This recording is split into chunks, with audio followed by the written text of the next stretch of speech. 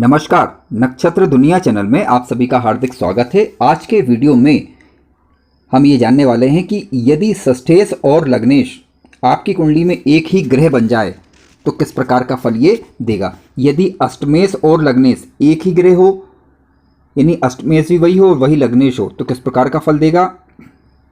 इसके अलावा द्वादश और लग्नेश अगर कोई एक ही ग्रह बन जाए तो वह किस प्रकार का फल देगा, इस विषय पर चर्चा करने वाले हैं। काफ़ी महत्वपूर्ण विषय है आज का, क्योंकि त्रिक भाव यानी छठवां भाव, आठवां भाव और 12वां भाव, इसे त्रिक भाव के नाम से जाना जाता है और ये खराब स्थान माने जाते हैं।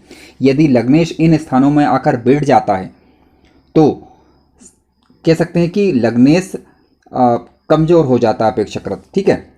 लेकिन यदि लग्नेश ही षष्ठेश भी बन जाए, यानी छठे घर का मालिक भी बन जाए, आठवें घर का बन जाए अथवा 12वें घर का मालिक भी बन जाए, तब रिजल्ट किस प्रकार के होंगे, इस विषय को समझेंगे। अगर आपने हमारा चैनल अभी तक सब्सक्राइब नहीं किया है तो कृपया पहले चैनल को सब्सक्राइब अवश्य कर लें। आइए मित्रों, सबसे पहले मैंने यहाँ पर एक मेष लग्न की कुंडली ली हुई है। जब आप मेष लग्न की कुंडली लेंगे तो यहाँ पर आप देख सकते हैं कि फर्स्ट हाउस में आपका 1 नंबर का अंक लिखा मिलेगा आपको और अष्टम भाव में 8 नंबर का अंक लिखा मिलेगा। इस कुंडली में अगर आप ध्यान दें तो पहले भाव का मालिक और 8वें भाव का मालिक एक ही ग्रह यानी मंगल ग्रह यहाँ पर बन रहा है। अब ध्यान रखें, जब भी मंगल ग्रह की दशा अथवा अंतरदशा आएगी तब मंगल ग्रह के रिजल्ट किस प्रकार के होंगे, ये निर्भर करेगा कि मंगल ग्रह बैठा कहाँ पर है। यानी मंगल ग्रह की दशा अंतरदशा में मंगल ग्रह अपने अच्छे रिजल्ट देगा फर्स्ट हाउस से संबंधित और 8th हाउस से संबंधित। लेकिन हमें मंगल की प्लेसमेंट भी चेक करनी होगी कि मंगल ग्रह कहाँ बैठा हुआ। मान लीजिए मंगल ग्रह लग्न में ही बैठा हुआ है, तब मंगल ग्रह के काफ़ी अच्छे रिजल्ट हमें देखने को मिलेंगे, ठीक है। यदि मंगल ग्रह अष्टम भाव में आकर बैठ जाए तब भी मंगल ग्रह के हमें ज़्यादा खराब रिजल्ट देखने को नहीं मिलेंगे। क्यों? क्योंकि वह इस भाव का मालिक बन रहा है। अब यहाँ पर मंगल अगर अष्टम भाव में बैठ जाएगा तो व्यक्ति की आयु को बढ़ाने वाला होगा और अष्टम भाव से संबंधित चीज़ों में ये वृद्धि करने वाला होगा।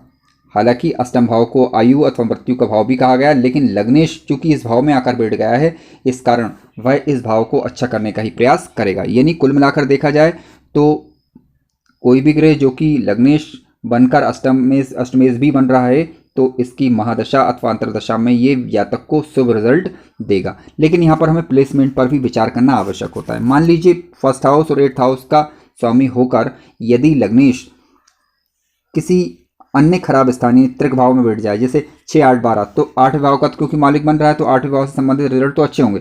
लेकिन मान लीजिए छठे भाव में अगर लग्नेश बैठ जाता है या 12वें भाव में आकर बैठ जाता है, तब लग्नेश अपेक्षाकृत कमजोर होगा।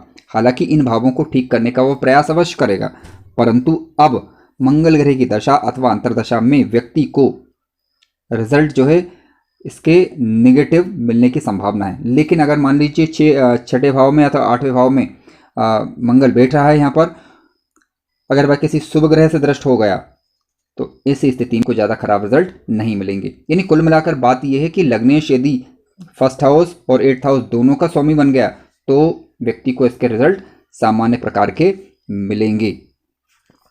दूसरे उदाहरण से हम देख सकते हैं अब यहाँ पर मैंने एक दूसरी वृश्चिक लग्न की कुंडली ली हुई है। वृश्चिक लग्न की जब आप कुंडली लेंगे तब मंगल ग्रह ही आपका लग्न भाव का मालिक बन रहा है यहाँ पर और इसके अलावा छठे भाव का मालिक बन रहा है। अब जब भी मंगल ग्रह गोचर में आपकी राशि से छठवें भाव में यानी मंगल ग्रह आएगा तब इसके सामान्य प्रकार के रिजल्ट देखने को मिलेंगे। यानी छठवें भाव में अगर मंगल बैठा है तब छठवें भाव में अगर मंगल यानी वृश्चिक लग्न में अगर छठवें भाव में मंगल आकर बैठ गया तो मंगल यहाँ पर अच्छे रिजल्ट देगा। क्यों देगा? क्योंकि वो फर्स्ट हाउस का जो है मालिक बन रहा है, इसके कारण। लेकिन मान लीजिए ये मंगल अष्टम भाव में आकर बैठ जाए या फिर 12वें भाव में आकर बैठ जाए, ठीक है। हालांकि लग्नेश कहीं पर भी बैठ जाए उसे दोष नहीं लगेगा, परंतु इन भावों की बुराइयों को ठीक करने में जो लग्नेश है वह अपेक्षाकृत कमजोर हो जाता है, ठीक है। तो ऐसी स्थिति में जब भी मंगल ग्रह की दशा अथवा अंतरदशा आएगी, यदि लग्न भाव में या छठे भाव में आकर बैठा है तो रिजल्ट सामान्य प्रकार के होंगे। लेकिन मान लीजिए कि द्वादश भाव में या अष्टम भाव में अगर आकर बैठ गया तो फिर ये संघर्ष की स्थिति निर्मित कर सकता है, ठीक है। कर सकता है शब्द का यूज इसलिए कर रहे हैं क्योंकि निर्भर करेगा कि मंगल ग्रह किसी शुभ ग्रह से दृष्ट अथवा युक्त है अथवा नहीं, ये भी हमें चेक करना होगा। अगला उदाहरण मैंने इसी प्रकार का लिया है। वृषभ लग्न की कुंडली है। वृषभ लग्न की कुंडली में आप ये आसानी से चेक कर पाएंगे कि शुक्र ग्रह जो कि लग्न भाव का मालिक भी बन रहा है और छठे भाव का मालिक भी बन रहा है। ठीक है, अब छठे भाव का मालिक और लग्न का मालिक होने के कारण छठवें भाव में मान लीजिए शुक्र आकर बैठ भी जाता है, तब भी शुक्र ग्रह के सामान्य प्रकार के रिजल्ट आपको देखने को मिलेंगे। यानी शुक्र यहाँ पर कमजोर अब ज़्यादा नहीं होगा। क्यों? क्योंकि वो सेवंथ हाउस छठे भाव का मालिक बन रहा है, क्योंकि उसकी राशि तुला राशि यहाँ पर आ रही है। इसी प्रकार अब अन्य उदाहरण में यहाँ पर तुला लग्न का ले रहा हूँ। जब आप तुला लग्न की कुंडली लेंगे तो लग्नेश आपका जो है शुक्र ही बनेगा, और लेकिन शुक्र यहाँ पर अष्टमेश भी है आपका और साथ साथ लग्नेश भी है। अब मान लीजिए कि शुक्र ग्रह या तो लग्न में बैठ जाए तब भी अच्छे रिजल्ट आपको मिलेंगे, और अष्टम भाव में अगर मान लीजिए शुक्र बैठ जाता है तो यहाँ पर शुक्र के अष्टम भाव में आपको बुरे फल देखने को नहीं मिलेंगे, बल्कि अच्छे फल ही देखने को मिलेंगे। क्यों? क्योंकि अष्टम भाव का जो है शुक्र ग्रह मालिक भी बन रहा है।